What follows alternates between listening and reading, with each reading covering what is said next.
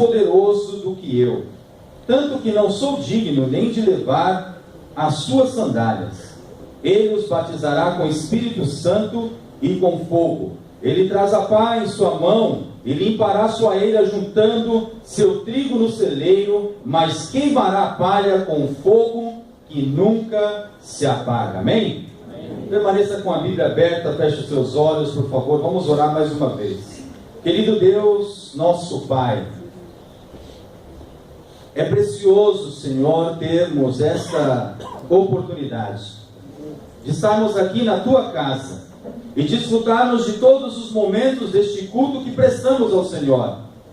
Porque na verdade prestamos este culto ao Senhor, mas é nós que somos abençoados.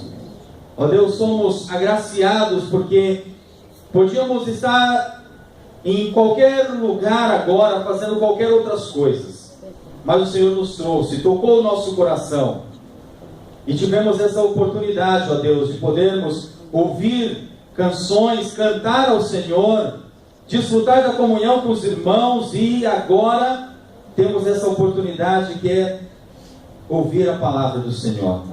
Fala ao nosso coração. Ó Deus, eu sei que o Senhor nos deu um coração novo, um coração que já não é rígido, de pedra, mas ele existe ainda muitas vezes o semear da Tua palavra. Que nesta noite, Senhor, não haja resistência, que o Senhor fale ao nosso coração e que haja vontade, desejo, ó Deus, disposição para a mudança. Pedimos que assim seja, em nome de Jesus. Amém e amém. Pode sentar-se, irmãos, por favor.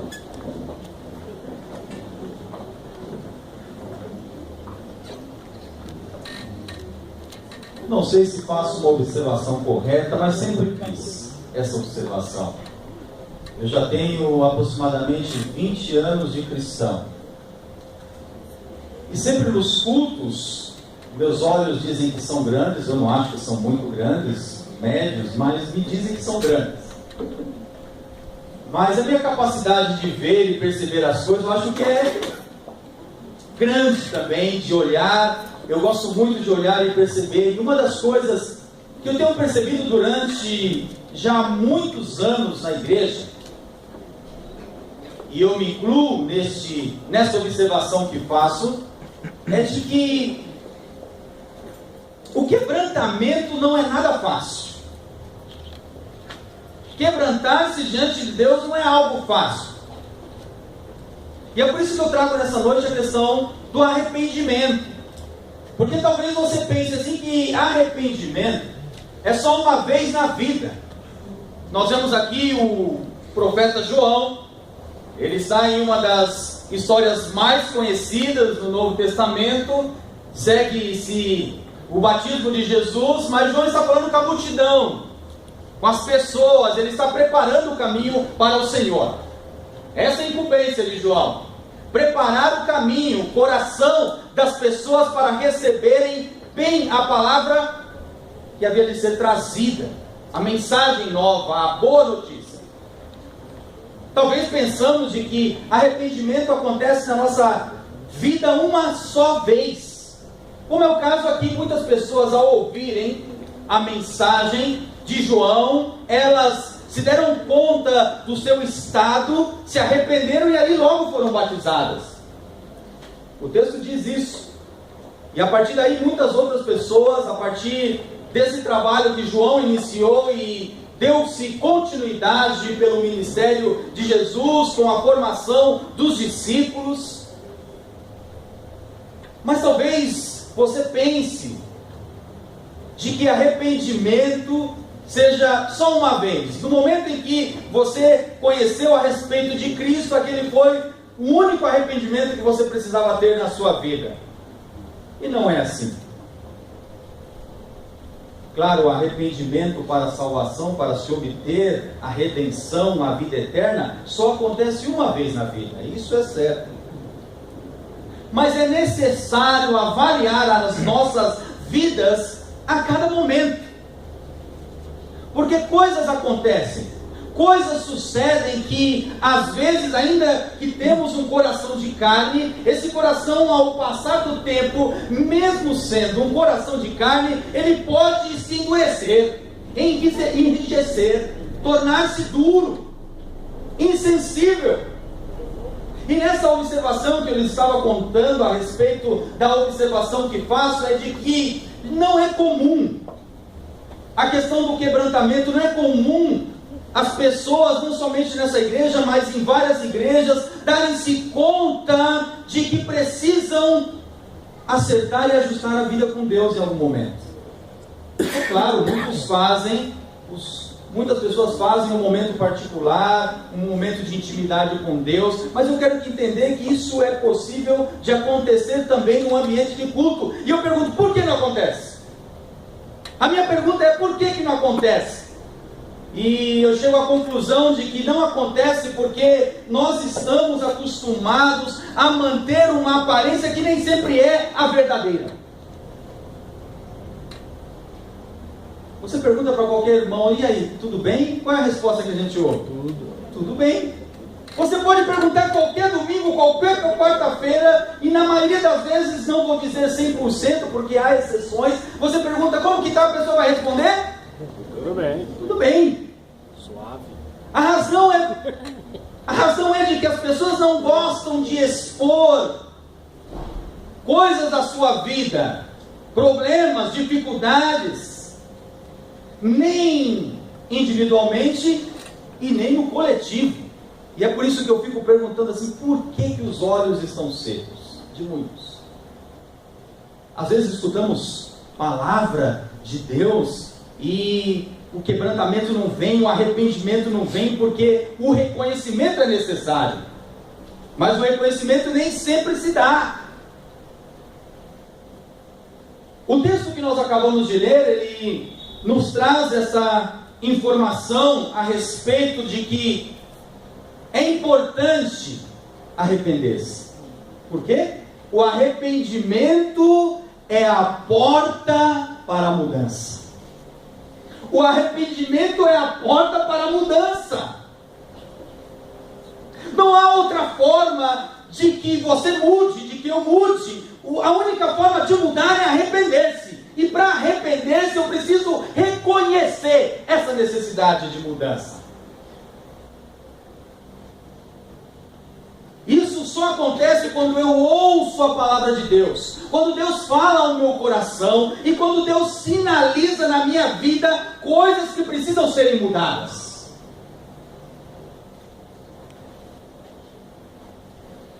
João estava aí batizando uma multidão com ele, e João, ele avistou um determinado tipo de pessoa. Estavam ali, João, enquanto estava batizando as pessoas, ele estava pregando para as pessoas estavam tomando uma decisão. Chegam ali dois grupos de pessoas: os fariseus, uma classe de pessoas bem conhecidas por vocês, por nós, e os saduceus.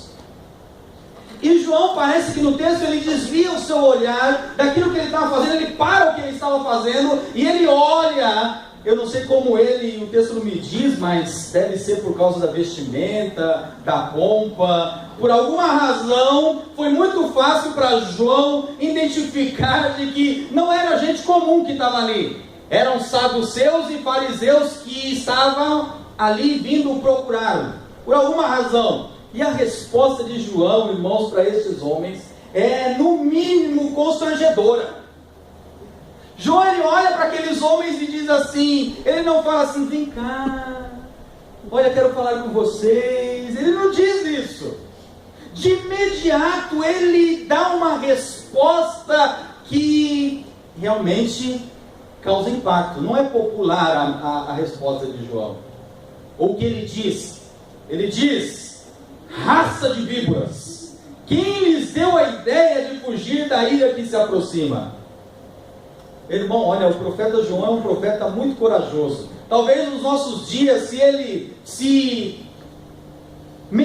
mencionasse esse tipo de coisa a pessoas, nessa época, nessa geração, talvez as pessoas certamente não o ouviria.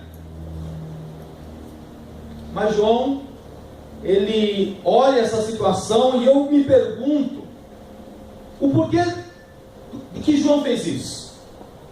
Por que ele olhou para estes homens e dá essa resposta? O que ele estava sinalizando ali a respeito daqueles homens? Você sabe quem eram os saduceus?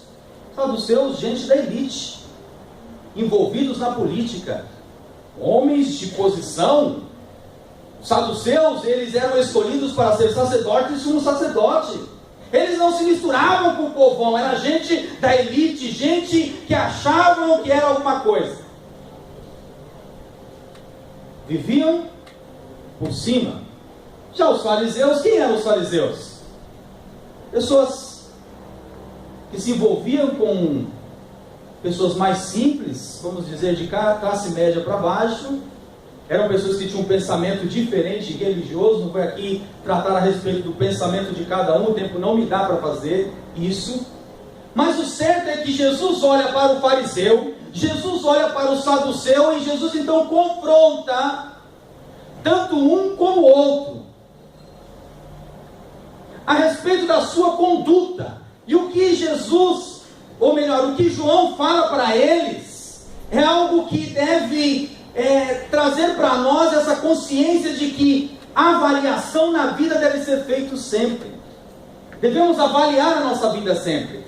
Porque quem eram eles? Bons religiosos. Certa ocasião Jesus fala para alguns deles, dos mestres da lei religiosos: vocês dizimam do hortelã, do coentro, mas esquecem de exercer o amor, a misericórdia, a prática do bem. Vocês deveriam fazer essa coisa, mas sem deixar de fazer as outras.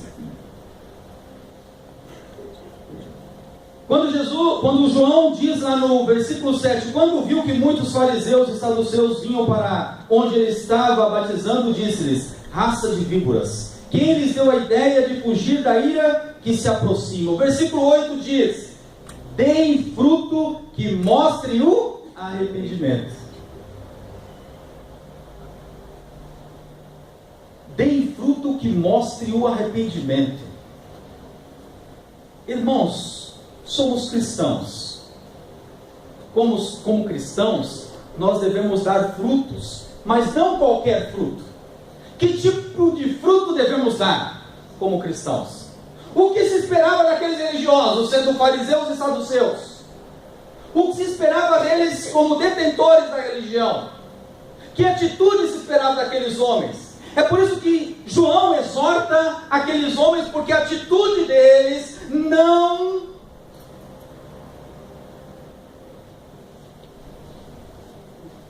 condizia com o que eles ensinavam. Ou seja, a ausência de fruto compatível. Eles faziam muitas coisas, mas tudo o que eles faziam não era compatível. Faziam de modo diferente. Então aqui nós vemos de que há uma indicação. Um cristão como deve agir, o que deve fazer, como deve atuar. Como que deve agir um cristão? Como que deve atuar um cristão? Se espera de um cristão que ele dê bons frutos. No final do texto diz assim que João, ele dizendo de que tem um que é maior que ele, é mais poderoso que ele, que ele não é digno nem... Aí diz assim, que ele tem uma pá na mão.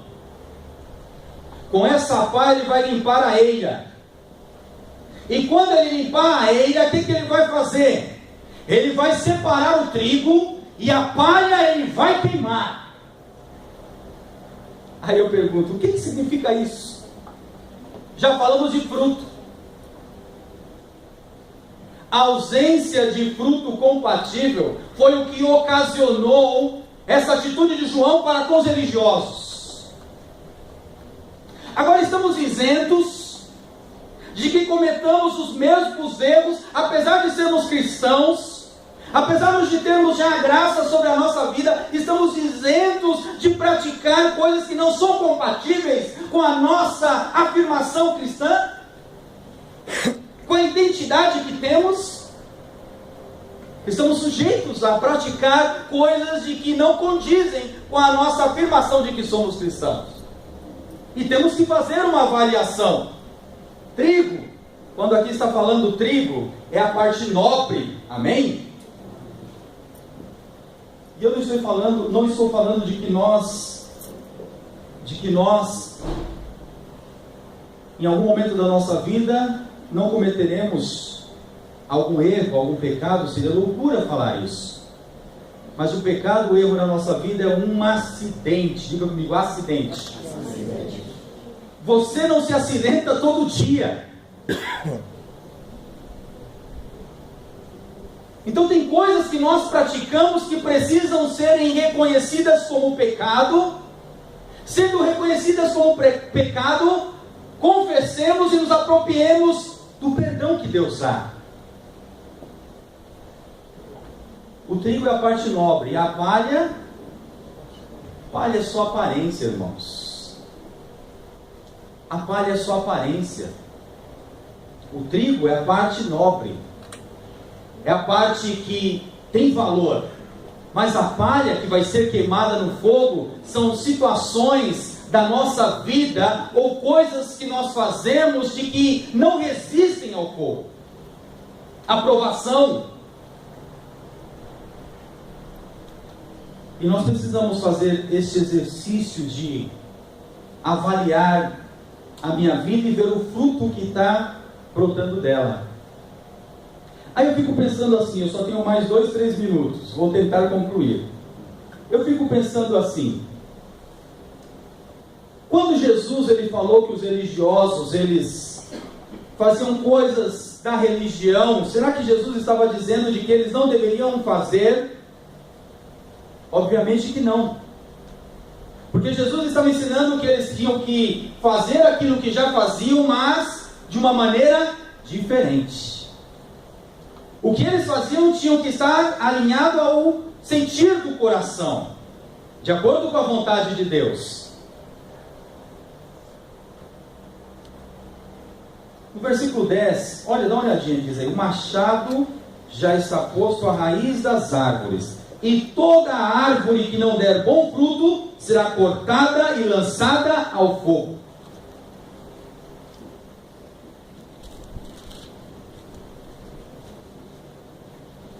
Qual é o bom fruto que você pode dar, irmãos? Eu fiquei pensando assim na praticidade dessa mensagem. Eu vou tentar em 2, 3 minutos falar qual é o fruto que eu percebo que a gente deve dar. Eu já falei nisso aqui algumas vezes. Mas se João Batista, ao olhar para aqueles homens, ele pôde observar falhas na maneira como eles tratavam a religião, eu posso entender de que nós também, em muitos momentos da nossa vida, erramos simplesmente por não compreender a maneira como devemos fazer as coisas.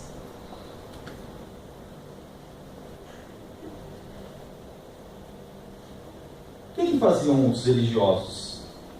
Oravam 3 vezes, entregavam dízimo, ofertavam, estavam sempre no templo.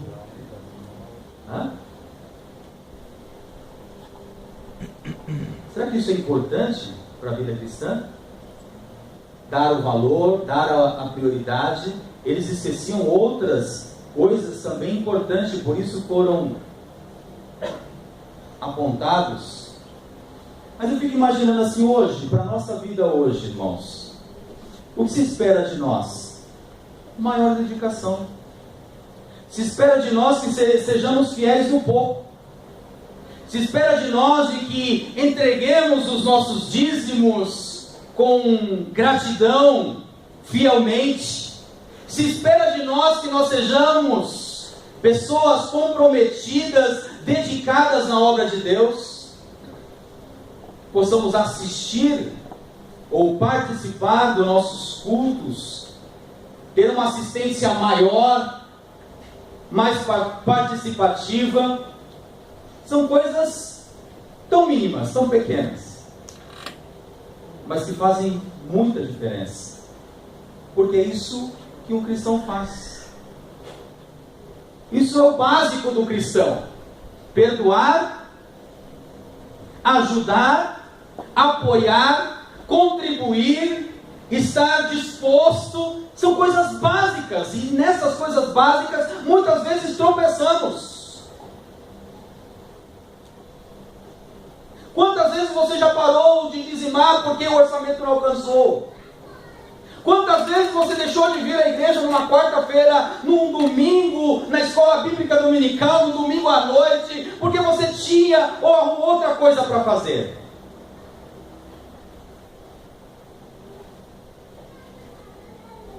Isso não só acontece comigo, acontece com cada um de vocês. Só que a gente não entende de que isso é algo que não agrada a Deus. A gente não entende. A gente encara isso como normal. E não é normal. Porque a palavra de Deus diz: se você for fiel no pouco, sobre o muito te colocarei. Para mim, na minha perspectiva, todas essas coisas que eu mencionei, poderia falar muitas outras coisas mais, são o pouco. E se eu não consigo ser fiel no pouco, irmãos, como eu vou administrar o muito? É por isso que nós precisamos de arrependimento, de mudança. Porque Deus, Ele espera muito mais de nós. Amém? Coloque-se de pé, por favor.